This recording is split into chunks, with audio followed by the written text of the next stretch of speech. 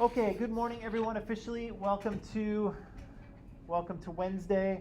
No, it's not Wednesday, or not welcome to it, or just no to Especially for Wednesday. just no to everything. No, today is good. The sun's shining. Oh, that's true, Not right? for Wednesday. Like this good, this kind of Yesterday good weather is is the worst day. supposed on Friday. Hmm. Yeah. Are you guys dressing up on Friday? Not really. Not really. Why? Not actually. Not interested Yeah. yet. You're not interested? Yeah. Not Are interested you at going all? to dress up? Yes. Are you going to Do you attend in PNE? I'm not going to go to P&E, but Are you going to give us an extra credit if they dress up? maybe. Really? Is it going to be a good? Is it going to be a good dress up? And if you get credit, then it must be a good dress. Yeah. Yeah, like if you just wear like horns or something, that's not a costume. I need some serious commitment. Serious commitment. But I'm gonna dress up because it's fun and it's Halloween, and I'm not a party pooper. Sir, do you go to like dress up Halloween? Well, when I was younger, I did, I right? would dress up like the Hollow Man. Like the Hollow Man. Yeah. So you can't see me on like. Oh, but you're there. Yeah, I'm visible. Yeah. Yeah, actually I'm here, but I'm just not talking. But like, No, you can't see me. no, but if you like wrapped yourself in bandages and put sunglasses on, that would work. I wear corn. That would work. You guys are no fun.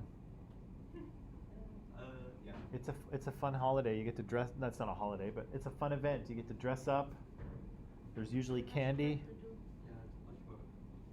It's what? Too much work. Oh my god. Like, we need to wake up earlier than Usually. And we have quiz on Monday. yeah. Oh, Yeah. oh, Muffin. Oh, Muffin. Are you sure you're gonna be okay? Aw. I would like to find my Oh, it's a quiz on Monday. Has to get up. Oh, I'm sorry, guys.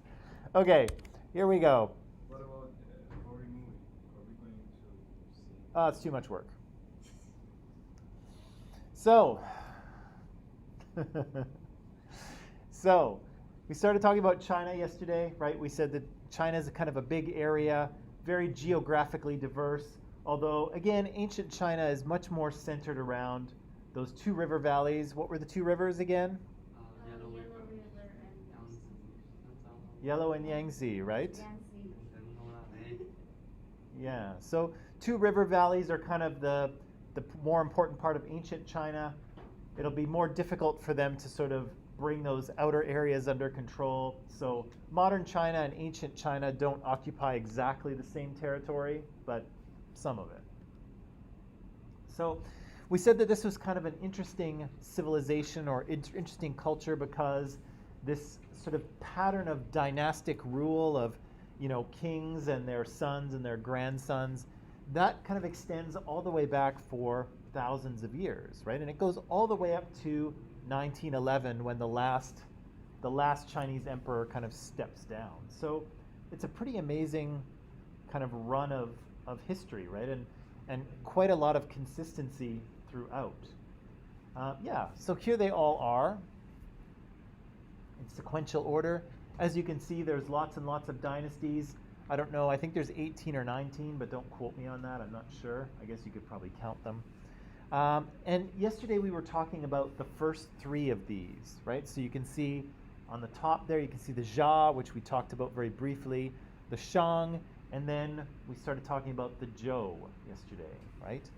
And so, so we have these three kind of dynastic periods. They last, I guess about 600 or so, 650 years each. And so as you can imagine, there's, generations of kings, right, that are in charge of this territory. We said the Jia was the first kind of dynasty in China. There's some debate about whether it was real or not, because again, we don't have any writing from this period. We only have writing from the Shang and then the Zhou, and the Zhou are the ones who are writing about the Jia. So maybe it's a real thing, maybe the Zhou made it up. We don't really know for sure, right? But it may have been a real dynasty, right? We said they were overthrown by the Shang, and the Shang used this idea of the mandate of heaven. Do I have a slide on that? Yes, I do. They use this concept of the mandate of heaven, right? And so again, the idea that the Shang were in charge. Sorry, the Zhou were the Jia were in charge, but they lost the mandate of heaven because they were cruel or corrupt or immoral, right?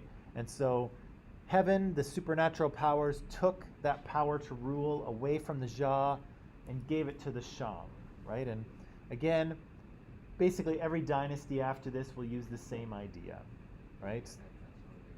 What? They think they are better than. Well, they think they're better, but also it's a justification, right? It's the reason why they're in charge. Why are you the boss? Well, because heaven said I'm now the boss, right? Yeah, we said we know the Shang from some of their bronzes, which are quite amazing.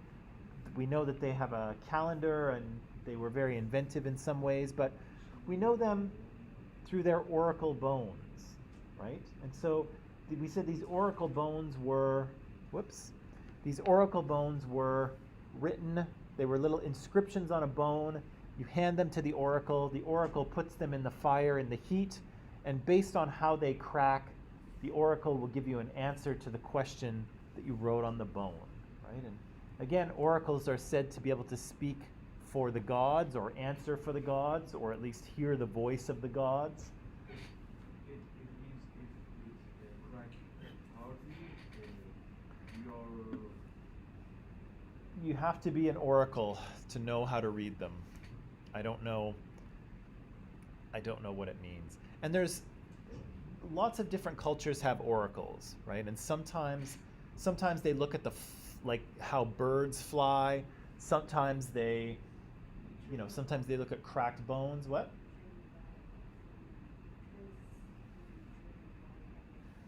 Right? Sometimes it comes to them in a dream.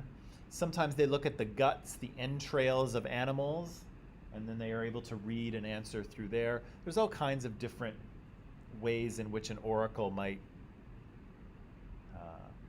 come to an answer. I don't know how they do it. Yeah, it's all kind of, No, because you cannot be and we write our problem on it,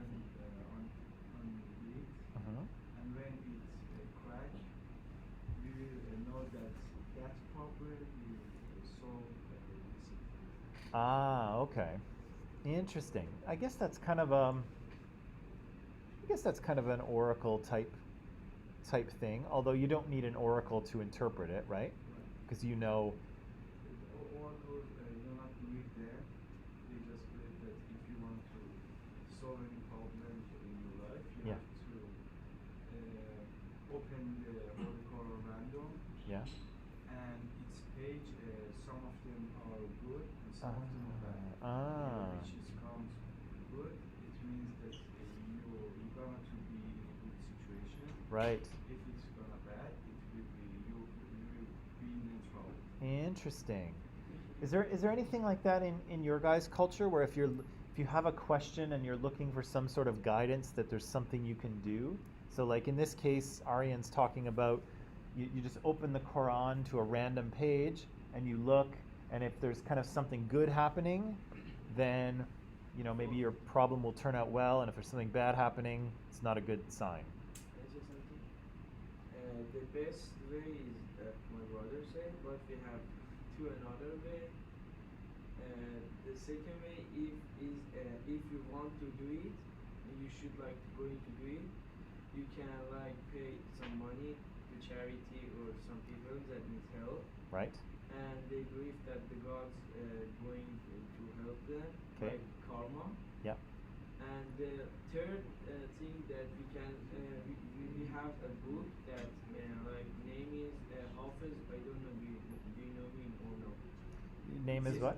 He's a poet, but Okay.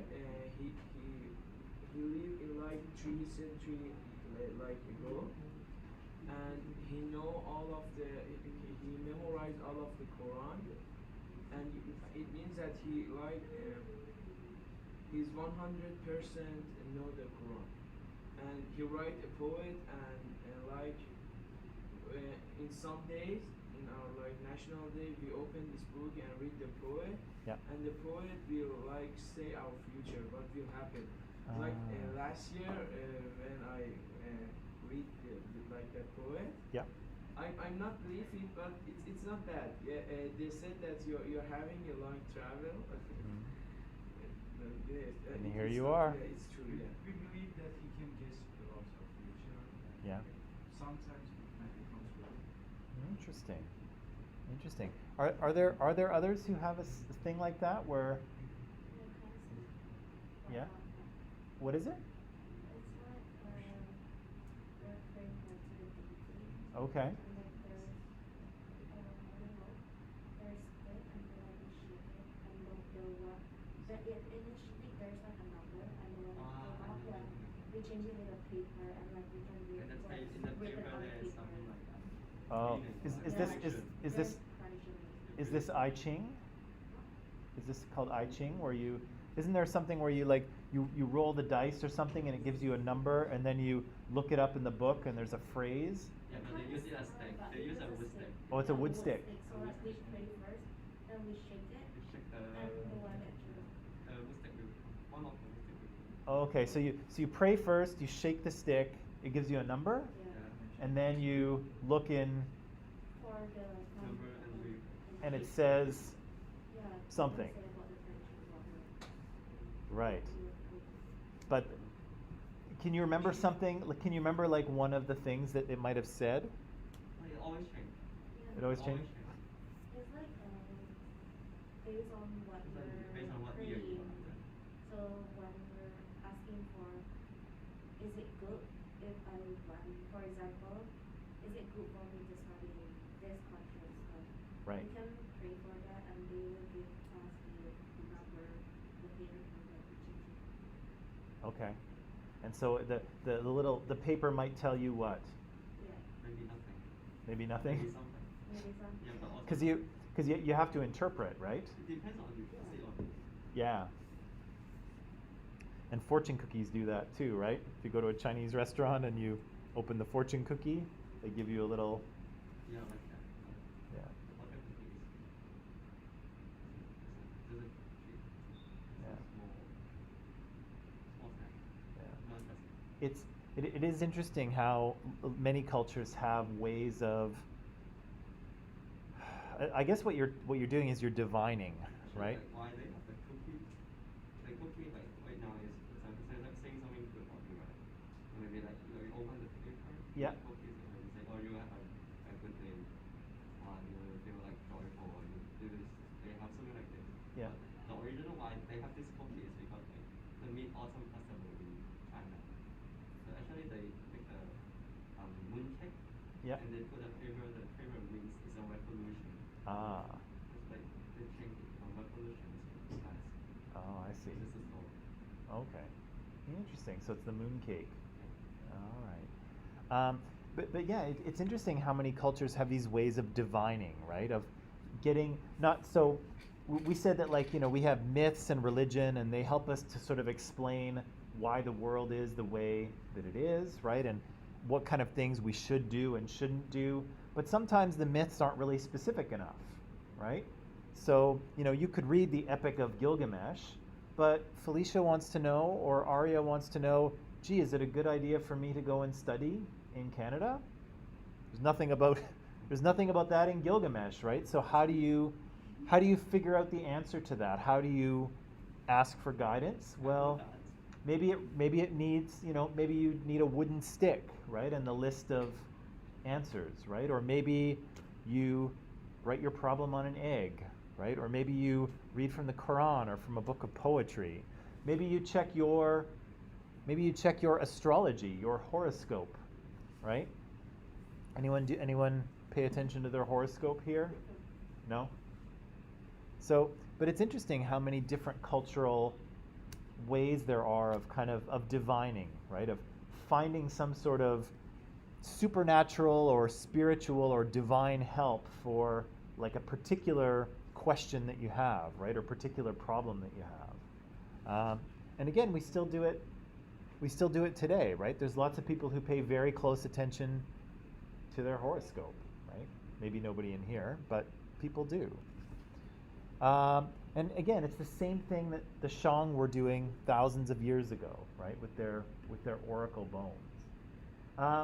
We said that the Shang were overthrown by the Zhou, and it's going to be the Zhou and the Qin dynasties that are going to sort of put in place the foundations of Chinese culture. So we'll spend a little more time on the Zhou and on the Qin, just trying to understand what important things kind of come out of these two dynasties, okay? So yesterday I asked you to read this, and I don't think we had time to talk about any of this, did we? No, we didn't. Okay. Can I give you 5 minutes just to refresh your memory on what the answers to these are before we talk about them? Is that going to be useful? Yes. Yes? Okay. I'm going to give you 5 minutes, and then we will discuss. 5 minutes on the clock.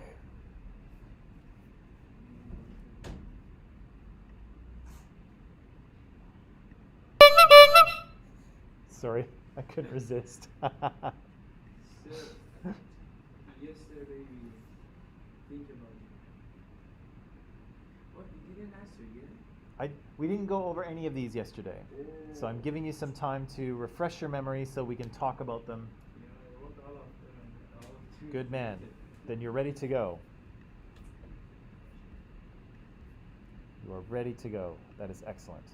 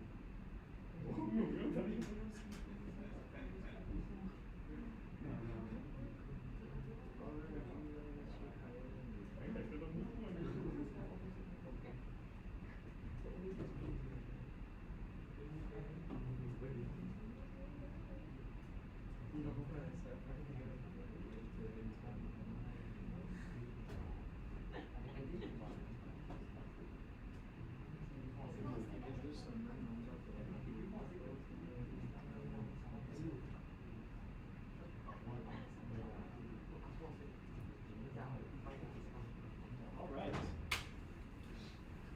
Let's see what you got for me.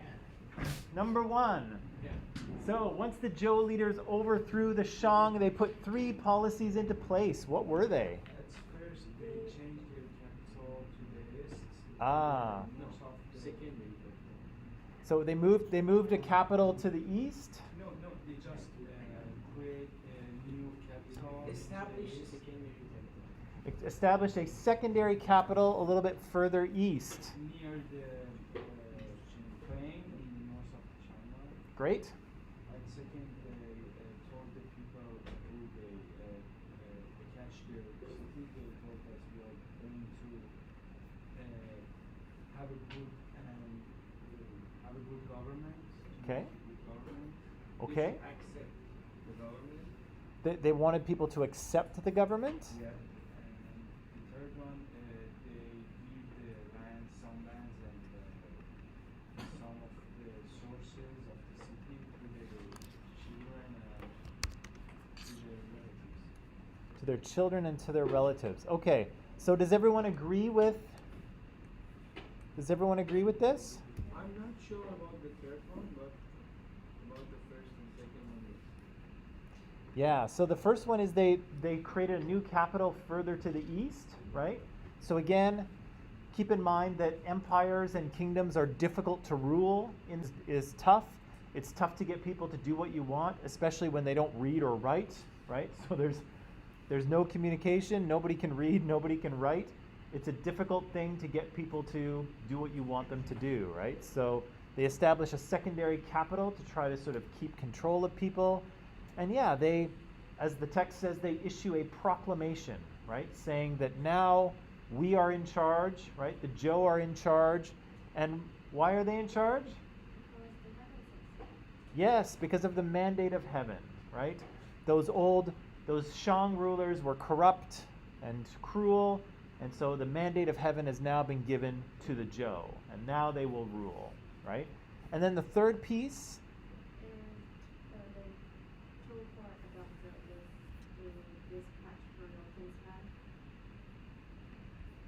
Right. What does dispatch mean? What's dispatch Obey, mean? obey. To what? I think obey or follow or accept is what I'm thinking. Not quite. What's dispatch mean? Isn't that distribution? Yeah, sort of distribution, to send out, right? Dispatch is to send out something, right? So they send out royal kinsmen. What is a royal kinsman?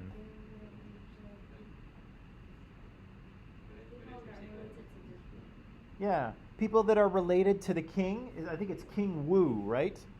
So members of Wu's family get sent out. They get dispatched, and what are they going to do once they're sent out?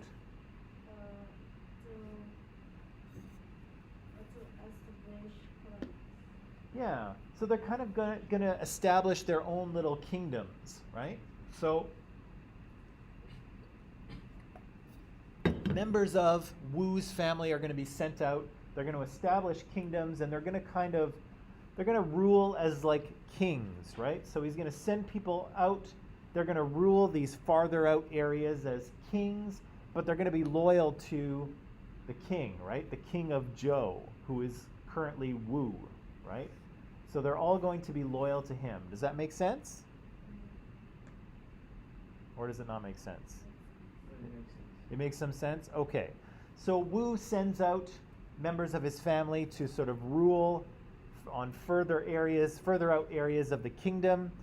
And this is kind of part of what this kinship feudalism is. But what is feudalism?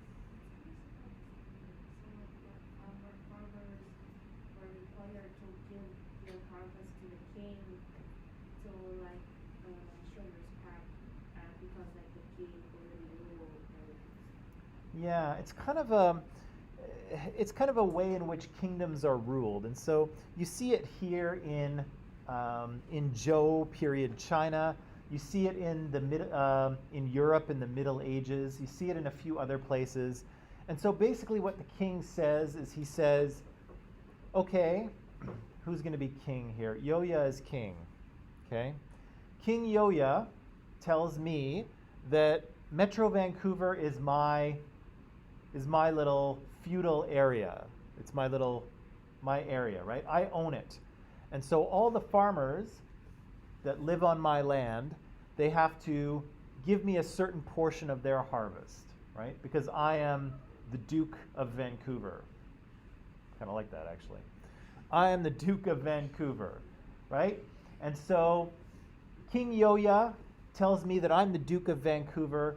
Vancouver is all of mine. That's all of my land. All of the peasants and farmers that work in Vancouver, they have to give a piece of their harvest to me, right, as taxes. And of course, I have to send some of those on to King Yoya, right? And so I have to make sure I send those to King Yoya, and I have to stay loyal to King Yoya, right? If King Yoya needs to go into battle, I will follow him, right, as his loyal supporter, right? And so that's kind of what feudalism is, right? We've got these poor peasants who are working. None of them own their land because I, the Duke of Vancouver, own it all. They have to give me a certain amount of their harvest. I have to pass that on to the king because that's what the king demands. And I also have to be loyal to the king as well, right? I have to do what he asks me to do. But for the most part, I think, King Yoya leaves me alone, and I am, the only power in my little area. Make sense? Okay. Thank you, Your Grace, Your Highness. So they set up this little kind of situation to rule ancient China under the Zhou, but it says here that the system eventually fails. And why does it fail? Felicia was starting, but let's hear a little bit from Felicia, and then we'll go to Arya. You want to go to Arya? It's okay. After you. You guys are so polite. Oh, it's my turn? Yes. You guys decide. I'm okay. Either way. I think because the kingdoms like lost their throne or lost their road because if I wanna say at there are two like principal reason that and they're going to like fail this feudalism. First of one is lords are become like interested to be familiar, Mm-hmm. and at the end like after some years Yeah. they're going to be like for other means they are not be okay with each other, Yeah. and each of them gets some land Mm. or get some kingdom, and because of that they don't have any power. Yeah. For the second reason, Okay, so kingdoms are going to get divided in some cases, right? Felicia, do you want to add to this? They unable to increase the repeal of the laws. Say that again. Unable. Oh, they're unable to impose. Well, yeah, that happened. The king is unable to, Yeah. right?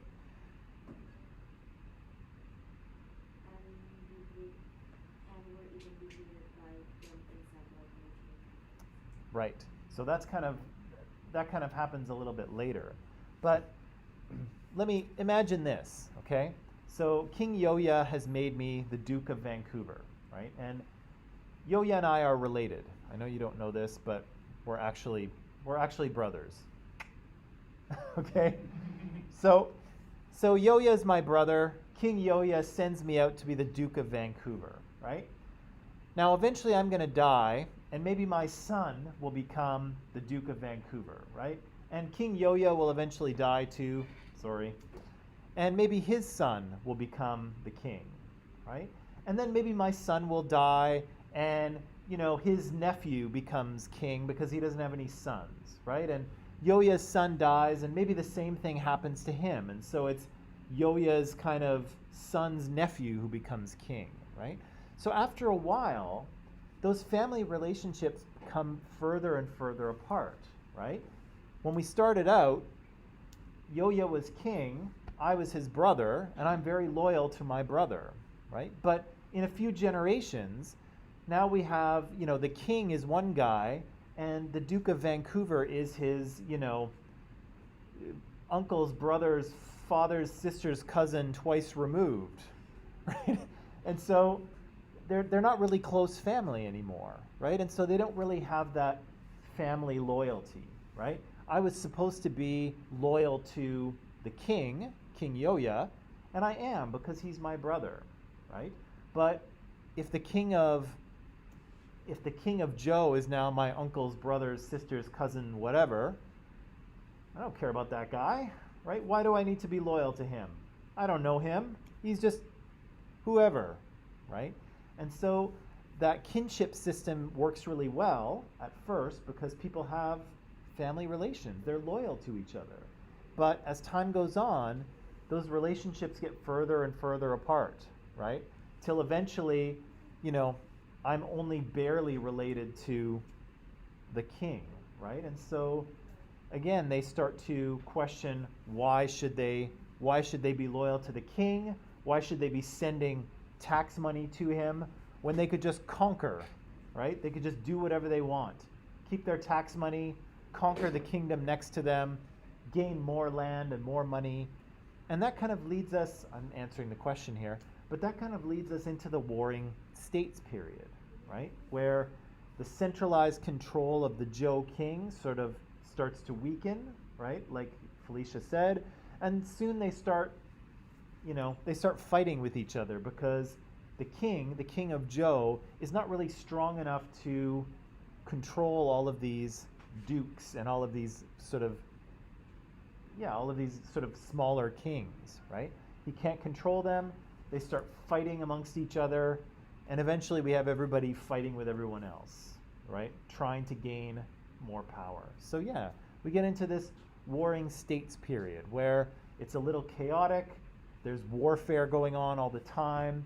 One kingdom is trying to conquer the kingdom next door. And it's all a bit of a chaotic mess, right, for a little while. Until who emerges as the winner? Qin, right? The emperor, well, the person who will crown himself as emperor, Qin, right? So he'll manage to conquer all of those warring states and eventually bring everything under his control again, right? So we'll have kind of centralization under the Jia, under the Shang, under the Zhou, and then things will kind of fall apart, right? And people will be fighting with each other for quite a while until Qin is able to reunite ancient China again. Coolio? Okay. So,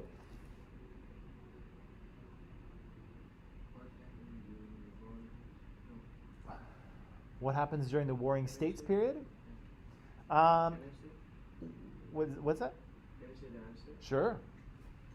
In the during the Warring State period, Mughals stopped supporting the Zhou dynasty, Mm-hmm. if I'm not mistaken, and Zhou vassals states Mm-hmm.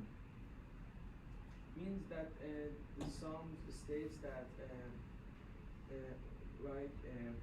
accept the Zhou, they're going to decline the I can say vassal Jews.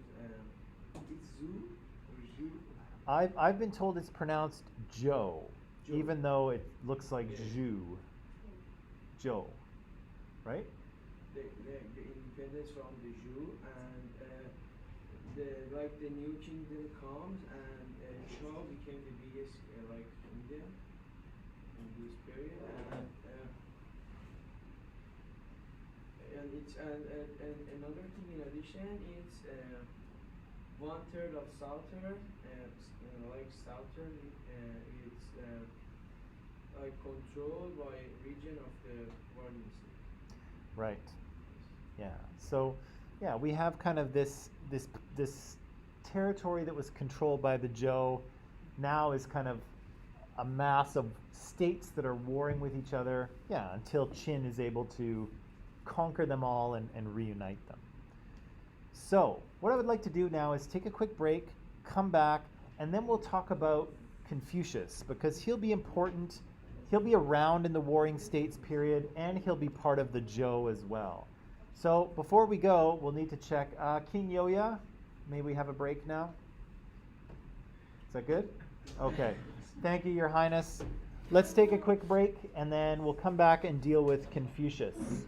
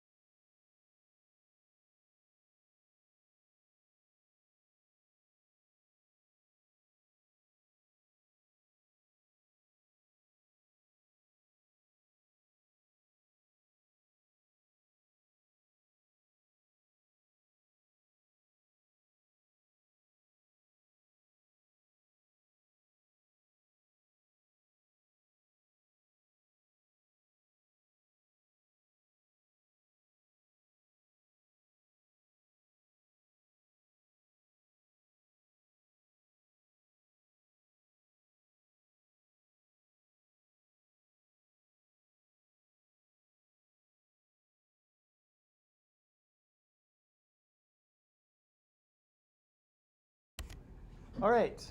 So we are back. You told me before the break. You told me this, right? You told me that the Zhou dynasty, the Zhou king,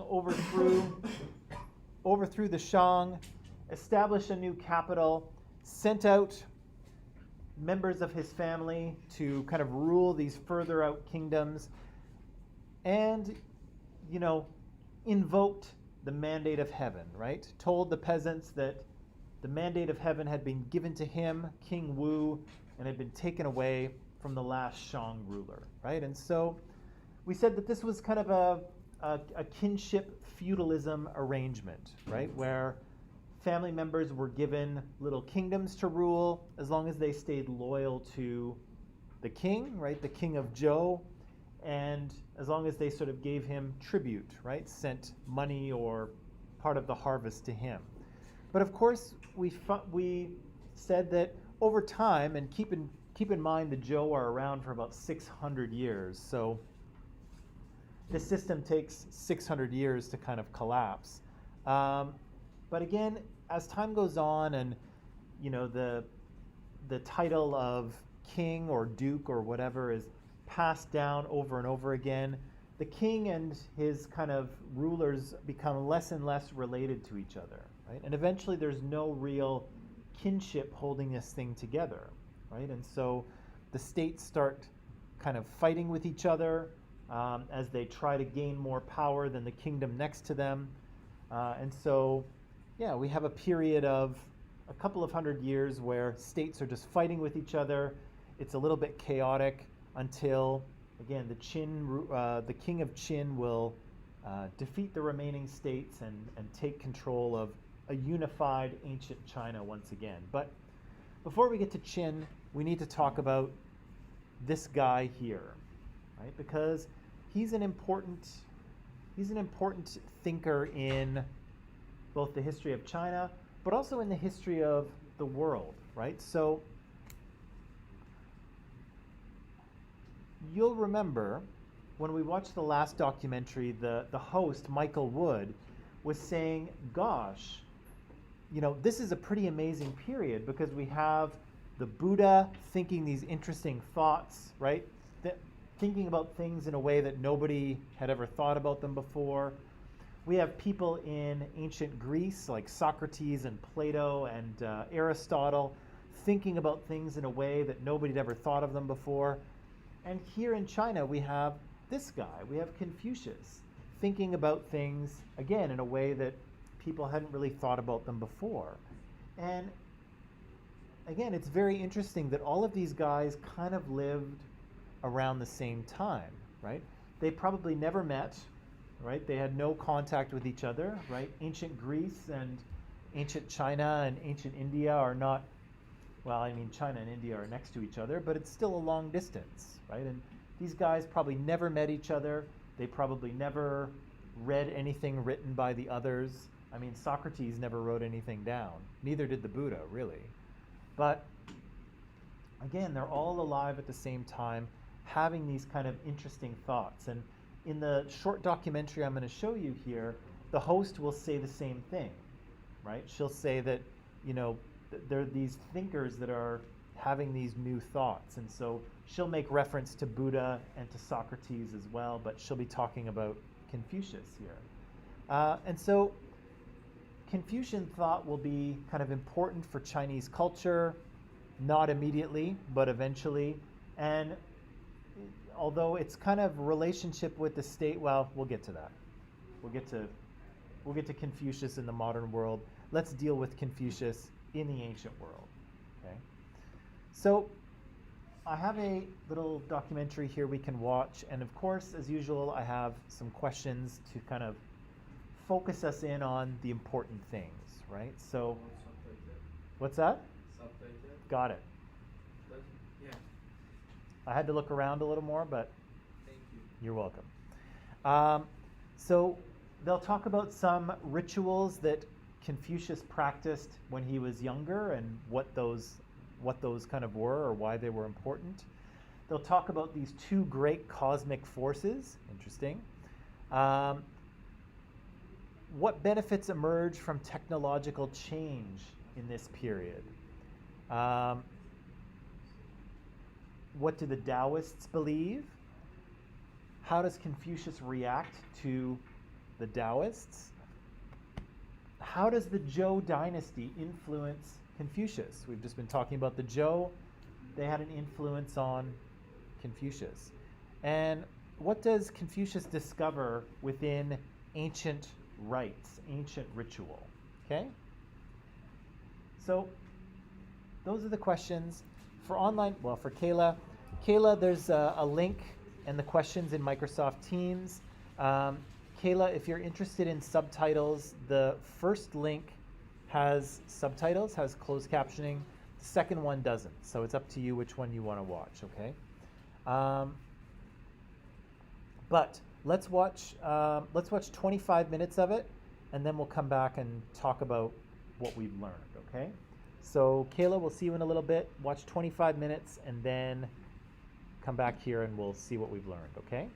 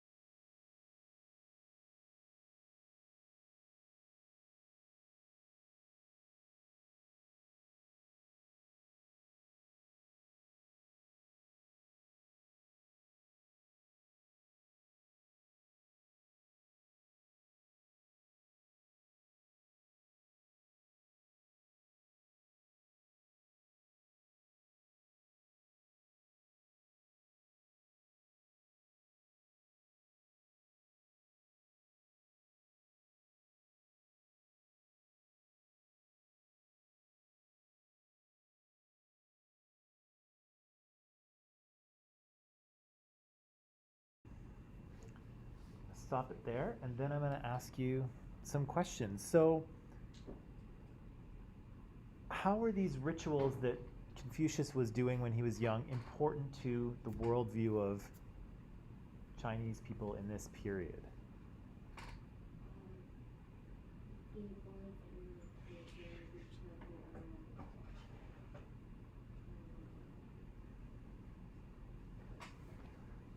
how the world works. Yeah. So the rituals have to do with how the world works, right?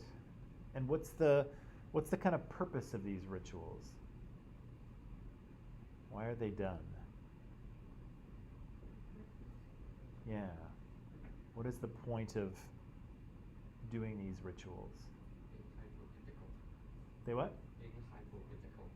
Being hip why? Like if you study about this, it's hypocritical.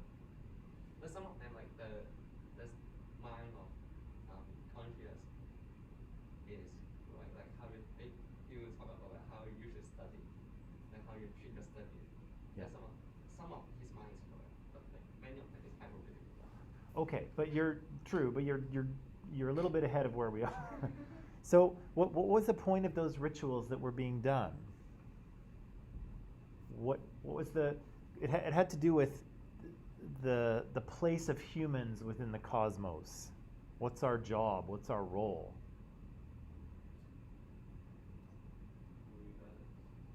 Yeah, to rebalance or to sort of keep the balance of the universe. And it's the balance between what, number 2?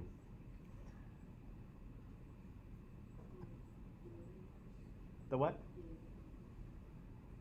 I can't hear you. Yeah, what's the balance in the universe between? Yeah, the dragon and the bird. the phoenix. Yeah, the dragon and the phoenix. What does the dragon represent? The king. Usually they use the dragon to represent the male, and the phoenix to for female. And if you are the king, you are the representative of the dragon, because the dragon chooses you.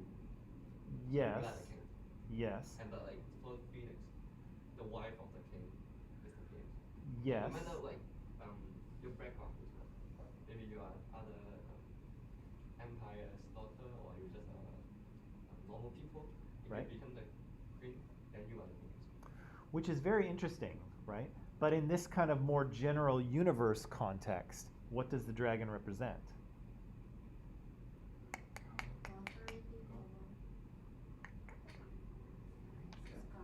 Yeah, this sort of like the power of kind of the sky, and the phoenix represents the sort of power of the earth, right? And so it's kind of like the sky and the earth, right? The cosmos and the ground, right, are locked in this struggle, right? And he says all life kind of pours forth from this, and it's humans' job to make sure that these two massively powerful energies are balanced, right? And it is pretty interesting that the symbolism of the dragon and the phoenix continues into sort of kings and queens and men and women. That's pretty interesting. But here, yeah, he's saying that these rituals are meant to sort of keep the balance of the universe. So what kind of benefits come from the technological changes of this period? So that's when she's going down the ladder into that grain storage pit. What does she say? Something about technological change.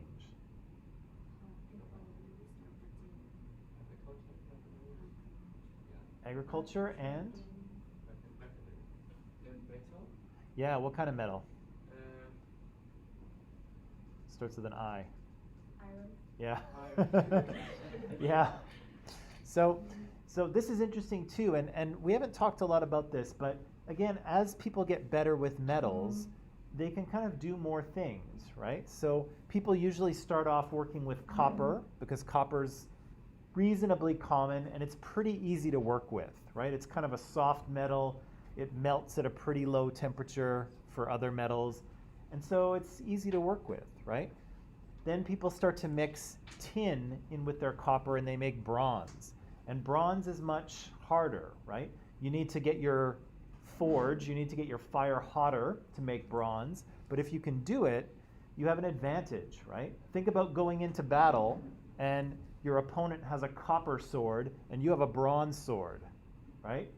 He's going to go to block your sword blow and you're going to cut right through his sword and cut off his head, right? Huge advantage, right? And here we see more technological development. Iron is even stronger than bronze, right? So it's not only good for weapons, but for plowing, right? Your plow stays sharp longer, it lasts longer, you're able to plow more land with it, you become more productive, right? So here this kind of agriculture mixed with the development of iron means that there's more food available. And what does that allow people to do? Agriculture, trading. Yes, but then after that she says it gives people time to do what you're all doing right now. Study. Sort of, yeah. Yeah, she says it gives people time to think, right? If not everyone is farming just trying to like feed themselves, it gives people time to do other things, right? Craft specialization, but also to pursue education, right? To pursue knowledge, to think, right? And so here she kind of does make a connection between technology, agriculture, and the development of thought, right? Which is a little different from what Jared Diamond was arguing, but we'll leave that there. Last question for you today. What do the Taoists believe? The way. The way. What is the way? The way how the universe works and how it's related to question mark. Right. So the universe kind of has a way. We don't want to use the way, but a way of being, right? And what should humans do with this way? What should we do with this way? We should follow it. You should follow the way because you can't change it, you can't affect it. Yeah, So you follow it. you can't change the way, right? You can't change the sort of the desire of nature and of the universe. You just have to go with it, right? Stop fighting with the flow of the river and just go with the flow. And just whatever.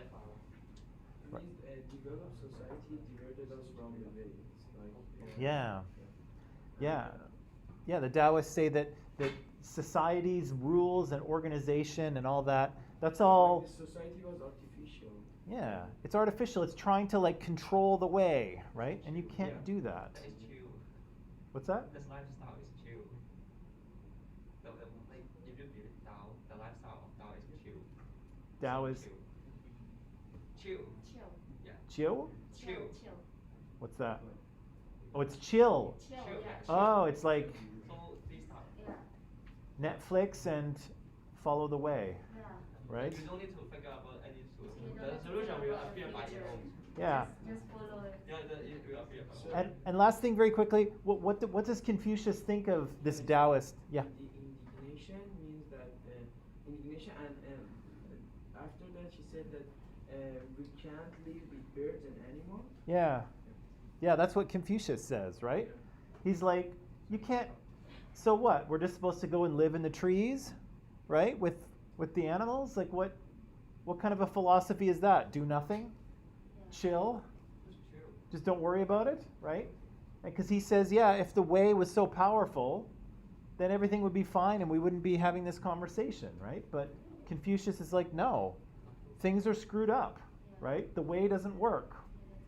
And if everyone follow the Tao, no one is working. Yeah, And you fuck up. yeah, exactly. Yes. Okay, probably not in those words, but yeah. Okay, that's all the time we have. Go and observe the way, and I will see you tomorrow, No one because that is the way.